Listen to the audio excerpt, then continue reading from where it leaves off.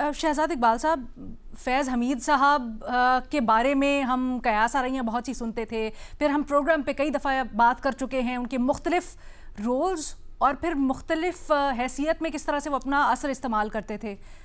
एक वक्त में वो कहते हैं ना तोती बोलता था उनका, लेकिन आज जब ये सज़ा सामने आई है तो इसकी अहमियत क्या समझें हम? क्या ये सिर्फ सिंबॉलिक है या उससे बढ़कर कुछ?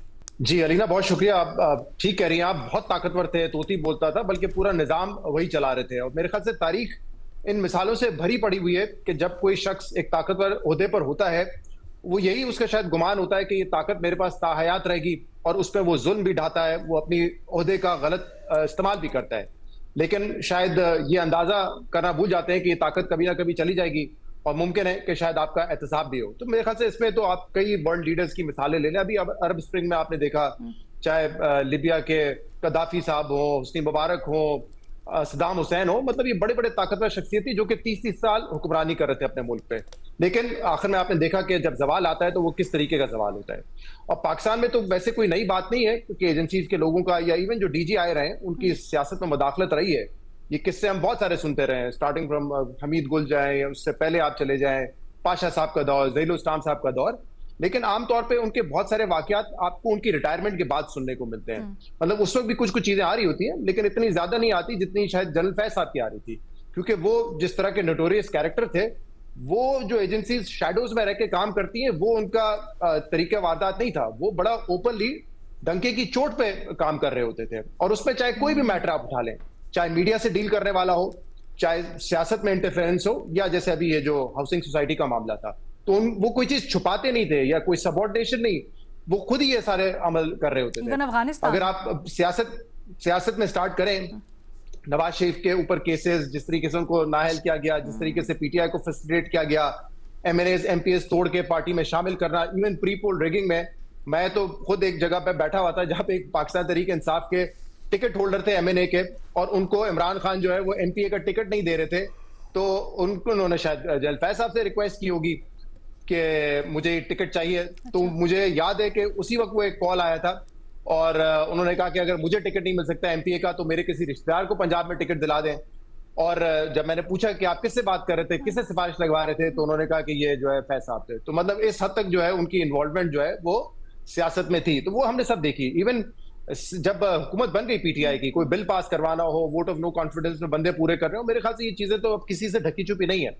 हमने कहते ना फैज़याब हो रहे हैं या इस तरह की फैज़याब हो रहे हैं, इस तरह इस्तेमाल होती थी। मतलब आप ढिठाई देखें कि एक सिटिंग जो है हाई कोर्ट के जज के घर जाकर उनको ये कहना कि फलां केस पे नवाज शरीफ के खिलाफ आपने कार्रवाई नहीं कर रही है, तो ये अनप्रेसिडेंटेड था। ये हमने कभी सुना नहीं था इस तरीके से होता है कि आप जज के घर उठ के चले जाएं।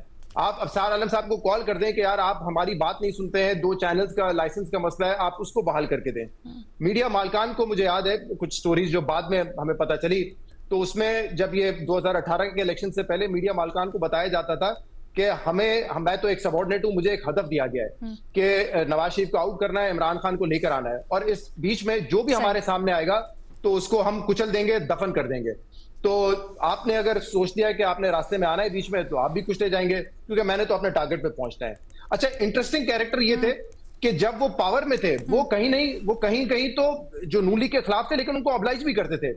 एक बड़े सीनियर रहनुमा थे नून लीग के, जिनको शायद अरेस्ट करना था उस वक्त PTI के दौर में, लेकिन इन्होंने कॉल किया उस शख्स को कि आप जो है कहीं अंडरग्राउंड हो जाए या मुल्क से बाहर चले जाए, आई विल फैसिलिटेट यू, क्योंकि ये तो होना है, आपकी गिरफ्तारी ऑन कार्ड्स है, जिन्होंने फैसला किया हुआ होना है। तो उनको रेस्क्यू करने में उन्होंने मदद की।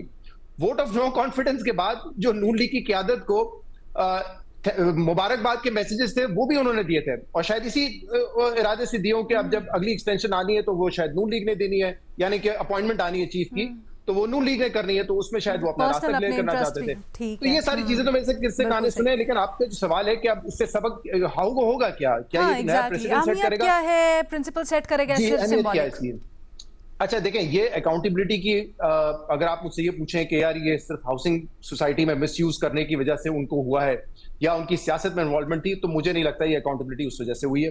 देखें, अभी जब एजाज साहब को पता है, और hats off to those people जब ये पावर में थे और उस वक्त उनके खिलाफ स्टोरीज कर रहे थे, अफसार आलम साहब ने आवाज उठाई, एजाज साहब ने आवाज उठाई। 2017 में एजाज साहब को पता था, चौधरी निसार को पता था, तो क्या इदारे को नहीं पता था कि वो क्या कर रहे हैं? लेकिन फिर भी वो DGC से DGI प्रमोट हुए। वो फिर कोर कमांडर भी बने। तो देखें, अगर एहतसाब इतना स्ट्रांग होता है तो फिर शायद वो इतने बड़े ओहदों पर फाइज ना होते। ना ही जो उनकी पॉलिटिकल एक्टिविटीज जो मैंने आपको गिनवाई है या मीडिया से जो उन्होंने हाई हैंडेडनेस रखी, उसके हवाले से उनकी अकाउंटेबिलिटी आज हुई है। अगर ये होनी होती तो शायद हम इसमें देखते, जो चार्जेस आपने बताए उसमें जो सियासत में इंटरफेरेंस है उनकी पोस्ट रिटायरमेंट है, वो प्री रिटायरमेंट नहीं है। अपने ओहदे पे रहते हुए जो उन्होंने काम किया उसमें एक ही केस है, ये हाउसिंग सोसाइटी वाला, जो मैंने कहा 2017 का था, लेकिन वो केस बना जाके 2023 में 6 साल बाद जाकर। तो ये जो उनके खिलाफ एहतसाब इस वक्त हुआ है, उसकी एक वजह यह है कि जो मौजूदा आर्मी के क़यादत है, उनके खिलाफ उन्होंने एक साजिश करने की कोशिश की जिसमें वो नाकाम हुए। हेंस आज उनके खिलाफ उस किस्म का ट्रायल हुआ है जो कि माजी में हमने नहीं देखा कि किसी डीजीआई के खिलाफ ऐसा हुआ हो। इंटरफेरेंसेस तो बहुत रही होंगी, लेकिन उनके खिलाफ इस तरह का एहतसाब नहीं हुआ। तो क्योंकि ये एक साजिश में हिस्सेदार थे इस मौजूदा फौजी क़यादत के खिलाफ, लिहाजा उनका आपने ये मुकदमा चलते हुए देखा जो कि कंक्लूजन तक पहुंचा है। सही।